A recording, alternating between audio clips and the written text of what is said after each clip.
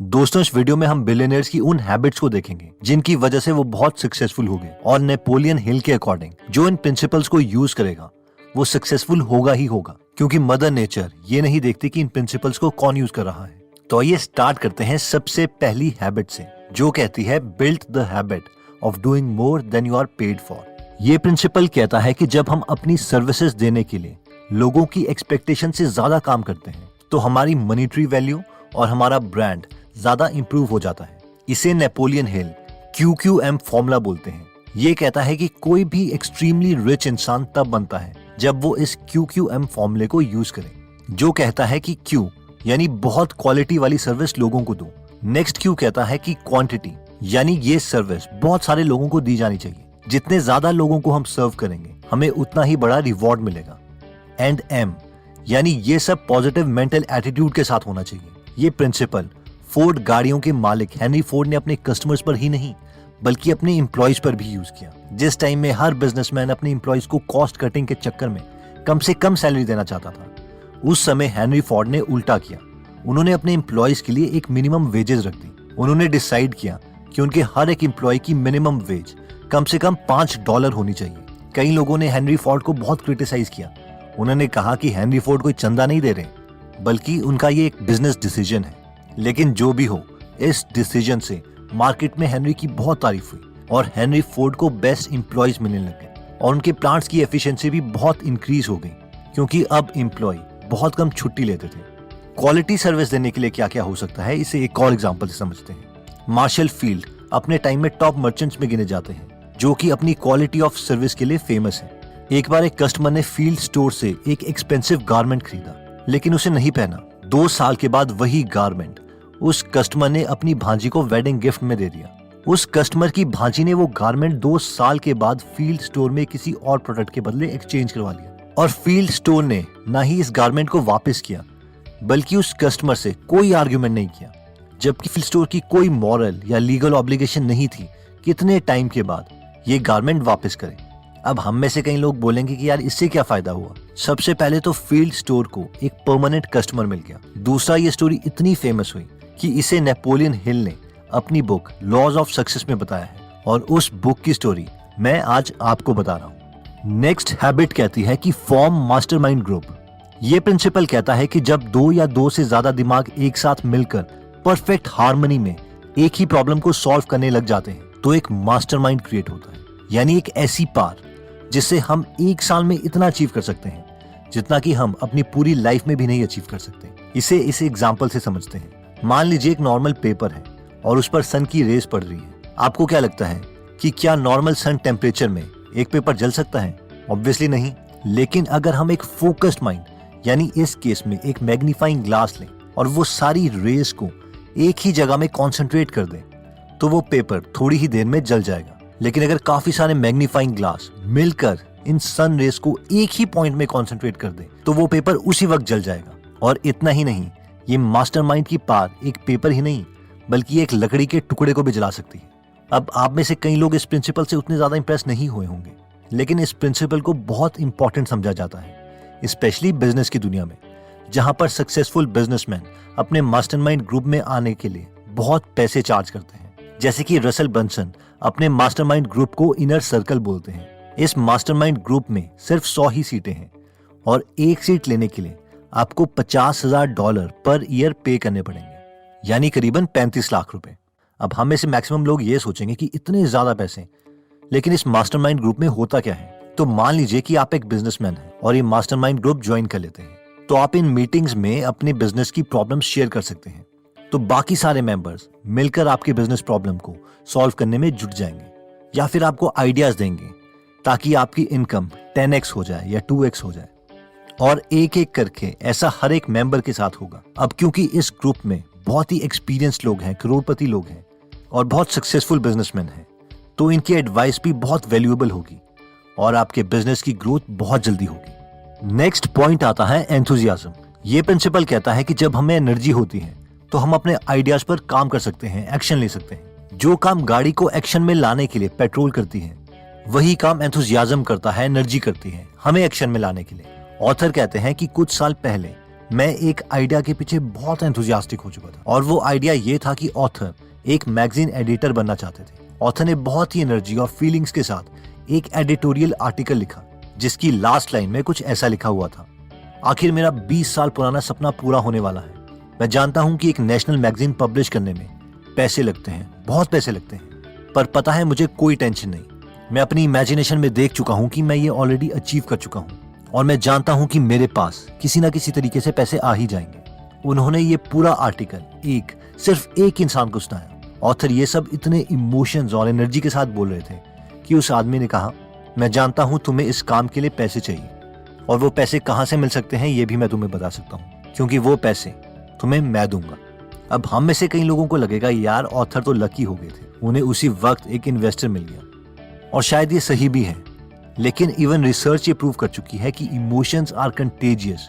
For example, एक research में लोगों को अपने इमोशंस को डिस्क्राइब करने को कहा गया, यानी वो खुश हैं, दुखी हैं या न्यूट्रल हैं। अब जो न्यूट्रल इमोशन वाले लोग थे उन्हें 2 ग्रुप्स में डिवाइड किया गया, ग्रुप ए और ग्रुप बी। ग्रुप ए के न्यूट्रल इमोशन वाले लोगों को एक एक करके एक खाली रूम में हैप्पी इमोशंस वाले लोगों के साथ बिठाया गया, और ग्रुप बी के न्यूट्रल इमोशन वाले लोगों को एक एक करके दुखी इमोशन वाले लोगों के साथ बिठाया गया। और इन सबको कहा गया था कि वो एक दूसरे की आंखों में देखेंगे और किसी से बात नहीं करेंगे, और 15 मिनट के बाद इन्हें बुला लिया गया। बाद में जब न्यूट्रल मूड वाले लोगों से दोबारा उनके मूड के बारे में पूछा गया तो ग्रुप ए वाले लोग जो हैप्पी मूड वाले लोगों के साथ बैठे थे उन्होंने कहा कि वो अब ज्यादा खुश महसूस कर रहे हैं, और जब ग्रुप बी वाले लोगों से पूछा गया तो उन्होंने कहा कि अब वो थोड़ा दुखी महसूस कर रहे हैं। इन शॉर्ट, जो फीलिंग लेके हम काम करेंगे, हम अपने पूरे एनवायरनमेंट को उसी माहौल में बदल देंगे। और इसका ऑपोजिट भी ट्रू है। अगर हमारा कोई दोस्त बहुत दुखी हो रहा है तो वो आपकी सारी एनर्जी सक कर लेगा और आपको भी दुखी कर देगा। एक्सट्रीमली सक्सेसफुल लोगों की नेक्स्ट हैबिट आती है अप्लाइड फेथ। ये प्रिंसिपल कहता है कि जब हमने मैसिव एक्शन ले लिया है और लॉजिकली हर पॉसिबल चीज कर ली है जो हमें करनी थी अपने टारगेट को अचीव करने के लिए, तो अब हमें फेथ रखना पड़ेगा कि नेचर हमें इसका फल देगी और कंटिन्यू एक्शन लेते रहना है। फॉर एग्जाम्पल, जब एक किसान कुछ उगा रहा होता है तो वो सीजन के अकॉर्डिंग जमीन में बीज डालता है, उसमें पानी डालता है, उसमें प्रॉपर फर्टिलाइजर्स डालता है। ये इंश्योर करता है कि वहां पर प्रॉपर सनलाइट्स हो, और जमीन की देखरेख भी करता है। ये वो पार्ट है जो उसे करना था और उसने ये कर दिया। अब उसे इस बात पर भरोसा रखना पड़ेगा कि मदर नेचर अब अपना रोल प्ले करेगी, और जो उसने इतनी मेहनत करी है उसे उसका फल मिलेगा, और ऑब्वियसली उसे उसका फल मिलता भी है। हर सक्सेसफुल आदमी जब एक्शन लेता है तो उसे फेथ होता है कि उसके एक्शंस कहीं ना कहीं कन्वर्ज करेंगे और उसे अच्छा रिजल्ट देंगे। फेथ का मतलब ये नहीं है कि हम एक्शन ही ना लें और बैठे रहें, बल्कि इसका ये मतलब है कि हम कंसिस्टेंटली एक्शन लेते रहें, क्योंकि हमें भरोसा है कि हमारे एक्शंस हमें रिजल्ट देंगे। नेक्स्ट पॉइंट आता है क्रिएटिव इमेजिनेशन। एल्बर्ट आइंस्टाइन ने कहा था, imagination is more powerful than knowledge. मगर इसका मतलब क्या है? ये प्रिंसिपल कहता है कि हर चीज 2 बार क्रिएट होती है, एक बार आपके दिमाग में, आपकी इमेजिनेशन में, और उसके बाद एक्शंस लेके रियलिटी में। और अगर हमारा माइंड किसी चीज को ट्रूली बिलीव कर सकता है तो हम उसके बाद उसे रियलिटी में भी पा सकते हैं। फॉर एग्जाम्पल, 1903 में न्यूयॉर्क के एक अखबार ने लिखा था कि इंसान को ऐसा इंजन बनाने में 10 लाख साल लगेंगे जो हवा में उड़ सके। लेकिन 17 दिसंबर 1903 को राइट ब्रदर ने सुबह 4 बार अपने प्लेन में उड़ने की कोशिश करी और वो फेल हो गए। लेकिन 5वें अटेम्प्ट में राइट ब्रदर्स अपना प्लेन उड़ाने में सफल रहे, जिसमें एक भाई सवारी कर रहा था। ये एक ऐतिहासिक दिन था। जब कुछ दिनों के बाद राइट ब्रदर्स का इंटरव्यू हुआ और उनसे पूछा गया कि आपको कैसा लगा कि आपने दुनिया का सबसे पहला उड़ने वाला जहाज बनाया, तो उन्होंने कहा, ये हमारे लिए एक नॉर्मल बात थी। हम अपनी इमेजिनेशन में प्लेन बहुत बार उड़ा चुके हैं, और वो इमेजिनेशन हमारे लिए इतनी ज्यादा रियल थी कि जब 17 दिसंबर को एक्चुअल में प्लेन उड़ा तो हमें कोई एक्साइटमेंट हुई ही नहीं। हमें लगा कि ये तो हम बहुत बार कर चुके हैं। मेरे साथ भी कुछ ऐसा ही हुआ था जब मैंने एक ऐसी एप्लीकेशन बनाने का सोचा जिसमें हम हिंदी में बुक को समराइज करें, ऐसी बुक्स को जिन्हें कभी हिंदी में ट्रांसलेट किया ही नहीं गया, और उन्हें लोगों को फ्री में दें। और फाइनली आज हम एक ऐसी एप्लीकेशन बना चुके हैं जिसे 10 लाख से ज्यादा लोग इंस्टॉल कर चुके हैं। तो in short, believe in your imagination. तो दोस्तों, इस वीडियो में हमने टोटल 5 हैबिट्स देखी एक बहुत ही सक्सेसफुल आदमी की, जिसमें सबसे पहली हैबिट थी doing more than you are paid for. यानी जब हम उससे ज्यादा करते हैं जो हमसे एक्सपेक्ट किया गया है तो हमें रिटर्न में रिवॉर्ड भी हमारी एक्सपेक्टेशन से ज्यादा मिलता है। इससे लोग ना सिर्फ हम पर ट्रस्ट करते हैं बल्कि हमारे परमानेंट कस्टमर्स भी बन जाते हैं। इसलिए हमें लोगों की एक्सपेक्टेशन से ज्यादा उन्हें सर्व करना चाहिए। नेक्स्ट पॉइंट कहता है फॉर्म मास्टरमाइंड, यानी अगर दो लोग या दो लोग से ज्यादा मिलकर एक परफेक्ट हार्मनी में किसी आइडिया को एग्जीक्यूट करते हैं तो वो एक साल में वो अचीव कर सकते हैं जो वो अकेले पूरी जिंदगी में भी अचीव नहीं कर सकते।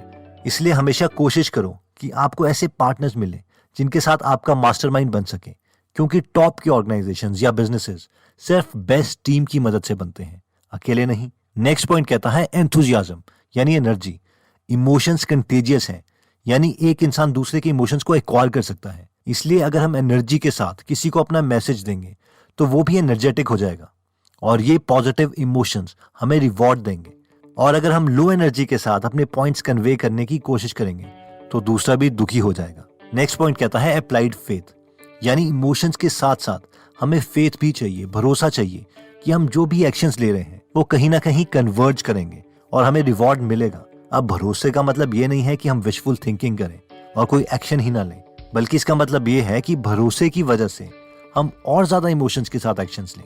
नेक्स्ट पॉइंट था क्रिएटिव इमेजिनेशन।